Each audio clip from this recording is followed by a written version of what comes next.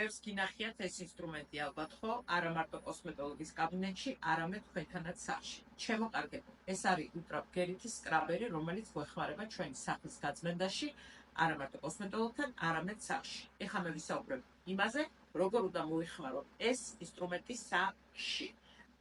ესე იგი, როგორ უნდა ვიხმაროთ სახეზე ხედავთ, იმიტომ რომ მას დახრილი თავი და რა კუთხით უნდა დავიჭიროთ, აი სურათზე ხედავთ.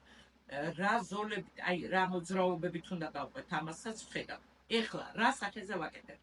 სახეზე ჩვენ შეგვიძლია წავისვათ თავისუფლად ჩვენი დასაბანი გელი, არ ჩამოიბანოთ, უბრალოდ წყლის გარეშე გადაისვით ეს გელი და ამ გელზე უკვე შეგვიძლია გადავატაროთ ეს სკრაბერი, ასე როგორც არის ნაჩვენები ამ სურათზე. ძალიან ნაზად, ვაჭე.